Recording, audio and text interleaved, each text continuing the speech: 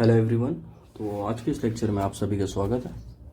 तो आज के इस लेक्चर में हम पढ़ेंगे 4 अक्टूबर के करंट अफेयर्स। इसके अलावा लास्ट वीक मैं लेक्चर्स नहीं अपलोड कर पाया हूं क्योंकि मैं ट्रैवल कर रहा था और वहां पर इंटरनेट कनेक्टिविटी प्रॉपर नहीं थी। तो उन लेक्चर्स को मैं जल्दी आप लोगों के लिए प्रोवाइड कर दूँगा। तो चलिए चलते हैं आज के पहले करंट अफेयर्स की ओर। तो पहला करंट अफेयर्स यहाँ जियो की तरफ से है। तो हाल ही में खबर सामने आ रही है कि जियो जल्दी 15,000 से कम रुपए के बजट के अंदर एक लैपटॉप मार्केट में लॉन्च करने वाला है। और इस लैपटॉप के लिए जियो ने टाई अप किया है क्वालकॉम और माइक्रोसॉफ्ट के साथ। तो अगर बात करें इस लैपटॉप के बारे में तो यह लैपटॉप रन करेगा जियो के ओएस पे, यानी कि इसमें किसी भी तरीके का माइक्रोसॉफ्ट का विंडोज़ या अन्य कोई सॉफ्टवेयर नहीं दिया जाएगा ऑपरेटिंग सिस्टम। यह जियो के खुद के ऑपरेटिंग सिस्टम पर रन करेगा। इसके अलावा इसमें जियो का अपना खुद का ऐप स्टोर दिया जाएगा। तो आप सोच रहे होंगे इसमें टाई अप क्यों किया है इन्होंने माइक्रोसॉफ्ट और क्वालकॉम के साथ।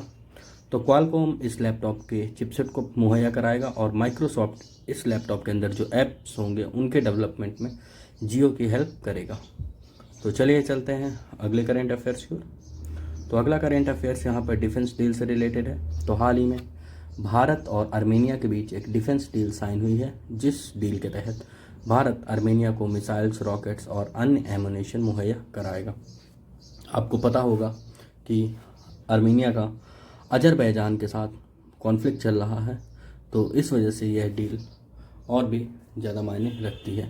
तो अगर बात करें इस डील की, तो इस डील की टोटल कॉस्ट लगभग 2,000 करोड़ रुपए के आसपास है। और इस डील के अंदर भारत अपने अत्याधुनिक पिनाका रॉकेट्स भी आर्मेनिया को मुहैया कराएगा। तो अगर बात करें आर्मेनिया के बारे में, तो आर्मेनिया की कैपिटल पता होनी चाहिए। आर्मेनिया की कैपिटल है येरेवान, ठीक है। और यहाँ के पीएम कौन है? पीएम है निकोल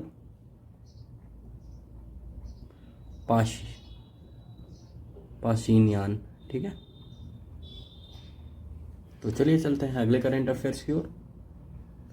तो अगला करंट अफेयर्स यहाँ पर रिलेटेड है एक एक्विजिशन डील के टर्मिनेट होने से।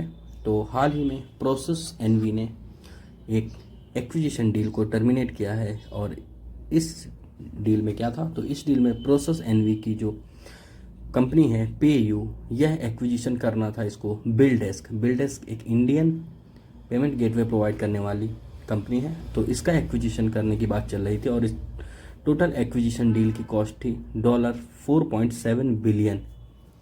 तो इस डील को प्रोसेस एनवी ने टर्मिनेट कर दिया है और यह दुनिया की सबसे लार्जेस्ट फिनटेक एक्विजिशन वाली डील होने वाली थी। तो अगर बात करें प्रोसेस एनवी की, तो प्रोसेस एनवी एक ग्लोबल इन्वेस्टमेंट ग्रुप है, ठीक है। और पेयू इसी ग्रुप की कंपनी है। पेयू एक नीदरलैंड की कंपनी है, ठीक है। आपने देखा होगा कि अगर आप पेमेंट करते हैं ऑनलाइन, तो वहाँ पर जब आप ट्रांजेक्शन इनिशिएट कर देते हैं तो वहाँ पर पेयू का आता है गेटवे, ठीक है। तो यह सब इन्हीं कंपनियों का, ठीक है, आता है। और अगर आपने गौर किया होगा कि अब कभी आप इलेक्ट्रिसिटी बिल पेमेंट करते हैं तो वहाँ पर बिल डेस्क भी लिख के आता है। तो बिल डेस्क एक इंडियन कंपनी है, ठीक है। ये एक नीदरलैंड की कंपनी है और यहाँ पर ये इंडियन। तो बिल डेस्क के बारे में आपको पता होना चाहिए। इसकी फाउंडेशन 2000 में हुई थी।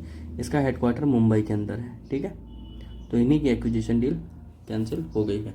तो चलिए चलते हैं अगले करंट अफेयर्स की ओर।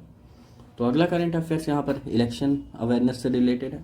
तो हाल ही में इलेक्शन कमीशन ने एक साल का प्रोग्राम लॉन्च किया है और यह प्रोग्राम लॉन्च किया गया है ऑल इंडिया रेडियो के अंदर। और इस प्रोग्राम का मकसद यह है कि वोटर्स के बीच इलेक्शंस को लेकर जागरूकता फैलाना। इस प्रोग्राम के तहत 52 वीक्स तक हर फ्राइडे डेली 15 मिनट्स का प्रोग्राम आया करेगा, ठीक है। और यह प्रोग्राम कहाँ आया करेगा? यह प्रोग्राम आया करेगा विविध भारती के सभी स्टेशन पे, FM rainbow, FM gold and primary channels of all India radio, ठीक है। और इसमें इलेक्शन अवेयरनेस के बारे में सब चीज जानकारी दी जाएंगी ताकि इलेक्टोरल प्रोसेस के बारे में भारत के नागरिकों को पूरी जानकारी दी जा सके। तो चलिए चलते हैं अगले करंट अफेयर्स की ओर। तो अगला करंट अफेयर्स यहाँ पर एक इंडियन एयरफोर्स में नए लाइट कॉम्बैट हेलीकॉप्टर को शामिल करने को लेकर है। तो हाल ही में LCH जिसका नाम है प्रचंड को एयरफोर्स में इंडक्ट कर लिया गया है और इसको बनाया गया है किसके द्वारा? इसको बनाया गया है हिंदुस्तान एरोनॉटिक्स लिमिटेड के द्वारा। यहाँ पर आप देख सकते हैं यह है प्रचंड और यह एक अटैक हेलीकॉप्टर है। आप यहाँ पर देख सकते हैं ये गन्स मिट्स, ठीक है, प्रॉपर। ये देखिए इसका साइड व्यू भी यहाँ पे, ये देखिए यहाँ पर ये खड़ा है, इसका नाम प्रचंड, ठीक है। तो इसको ऑफिशियली इंडक्ट कर लिया गया है और इसकी जो सेरेमनी थी यह राजनाथ सिंह जी द्वारा प्रॉपरली पूरी तरीके से पूरी की गई है और यह इंडियन एयरफोर्स के स्टेशन जोधपुर में इसकी इंडक्शन सेरेमनी आयोजित करवाई गई थी। इसके लिए इस हेलीकॉप्टर के यानी LCH प्रचंड के लिए मैं एक प्रॉपर अलग से वीडियो ला रहा हूँ, उसको आप देखिएगा, उसमें इसके बारे में पूरी जानकारी मैं आपको मुहैया कराऊंगा। तो चलिए चलते हैं अगले करंट अफेयर्स की ओर। तो अगला करंट अफेयर्स यहाँ पर स्टेट बैंक ऑफ इंडिया की तरफ से है।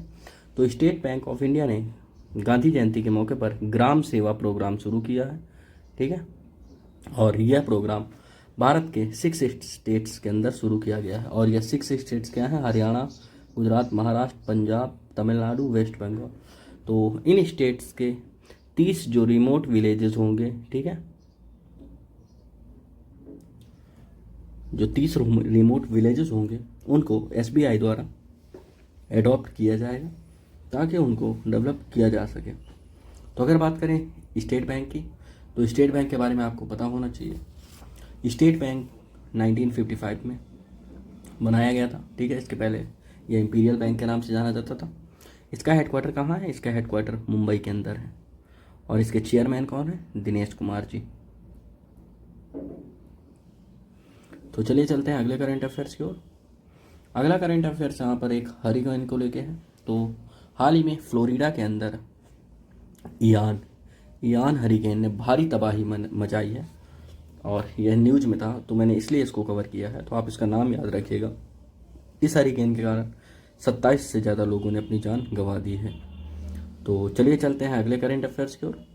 अगला करंट अफेयर्स यहाँ पर नोबेल प्राइज़ से रिलेटेड है। तो हाल ही में 2022 के नोबेल प्राइज़ इन फिजियोलॉजी और मेडिसिन को दिया गया है और इसको जीता है किसने? इसको जीता है स्वांते पाबो ने। तो स्वांते पाबो ने यह 2022 के मेडिसिन के नोबेल प्राइज़ को जीता है और इनको यह किस लिए दिया गया है? तो यह इनको for his discovery concerning the genomes of extinct hominins and human evolution के लिए इनको यह दिया गया है।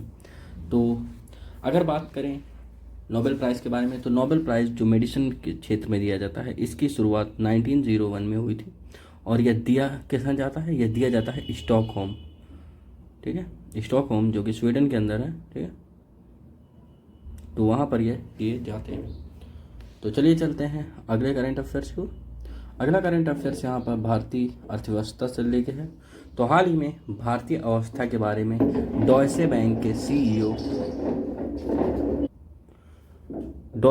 CEO क्रिश्चियन स्विंग ने कहा है कि भारतीय अर्थव्यवस्था इस रिसेशन के टाइम जहां पर अमेरिकन और यूरोपियन मार्केट्स बुरी तरह क्रैश कर रहे हैं, तो इस टाइम में जो भारत की अर्थव्यवस्था होगी वह एक शाइनिंग स्टार की तरह चमकेगी, ठीक है। तो चलिए चलते हैं अगले करंट अफेयर्स को। तो अगला करंट अफेयर्स यहाँ पर फार्मा सेक्टर से रिलेटेड है। तो भारत सरकार एक हर मेडिसिन के स्टेप जो रहेंगे उनके अंदर एक QR कोड लगाएगी जिसके तहत उस मेडिसिन को ट्रेस एंड ट्रैक किया जा सके, यानी कि आप QR स्कैन करके उसकी जो ओरिजिनलिटी है उसके बारे में पता कर सकें, ठीक है, ताकि जो नकली दवाएं हैं उन सबको मार्केट से हटाया जा सके। और यह अभी जो मैकेनिज़्म लॉन्च किया जाएगा यह अभी सिर्फ पॉपुलर मेडिसिन के अंदर दिया जाएगा, उसके बाद अन्य दवाओं में भी इसको लागू किया जाएगा। तो चलिए चलते हैं अगले करंट अफेयर्स की ओर। तो यहाँ पर अगला करंट अफेयर्स एप्पल की तरफ से आ रहा है। तो एप्पल जल्द ही एक क्लासिकल म्यूजिक ऐप लॉन्च करने वाला है और जैसे कि अभी जानते हैं कि एप्पल म्यूजिक आता है, इसके अलावा यह क्लासिकल म्यूजिक ऐप भी लॉन्च किया जाएगा और यह iOS 16 के अपडेट के साथ एप्पल अपने फ़ोन्स में मुहैया करा देगा। तो अगर बात करें एप्पल की, तो एप्पल की फाउंडेशन रखी गई थी 1976 में। आप लोगों के लिए एक क्वेश्चन है कि एप्पल के फाउंडर्स कौन हैं, ठीक है? आप मुझे कमेंट सेक्शन में ज़रूर बताएं। जो लोग सही बताएंगे मैं उनको हार्ट ज़रूर दूंगा, ठीक है? और एप्पल के सीईओ कौन है? Tim Cook. तो चलिए चलते हैं अगले करेंट अफेयर्स की ओर। तो अगला करेंट अफेयर्स यहाँ पर क्रिप्टो करेंसी से रिलेटेड है। तो हाल ही में भारत के क्रिप्टो एक्सचेंज वजीर एक्स ने 40% के से और ज़्यादा अपने एम्प्लॉय को चेक कर दिया है, क्योंकि इकोनॉमिक डाउन टर्न के कारण यह फैसला लिया गया है। तो चलिए चलते हैं अगले करेंट अफेयर्स को। तो अगला करेंट अफेयर्स यहाँ पर मोबाइल मैन्युफैक्चरिंग से रिलेटेड है। तो हाल ही में राजीव चंद्रशेखर जी, जो कि मिनिस्टर हैं MOS for electronics and information technology, इन्होंने एक बयान दिया कि भारत के अंदर जो भी मोबाइल यूज़ किए जा रहे हैं 97% भारत के अंदर ही बनाए गए हैं, ठीक है? और इसके कंपैरिजन में 2014 में सिर्फ 10% फ़ोन भारत में जो बने होते थे वही यूज़ किए जाते थे। तो यह बात बिल्कुल सही है कि मेड इन इंडिया बहुत ही सक्सेसफुल रहा है, लेकिन अब सरकार को एक सेक्टर में ध्यान देना चाहिए कि फ़ोन्स के अंदर जो भी पार्ट्स यूज किए जाते हैं वह भी भारत के अंदर बनाए जा सकें। अभी क्या होता है कि अभी पार्ट्स बाहर से मंगाकर चाइना से उन सभी को असेंबल किया जाता है, ठीक है? तो यह चीज़ भी इंडिया को सुधारनी चाहिए। बट बदलाव आया है और बदलाव आगे भी अच्छे तरीके से आएगा। तो चलिए चलते हैं अगले करेंट अफेयर्स की ओर।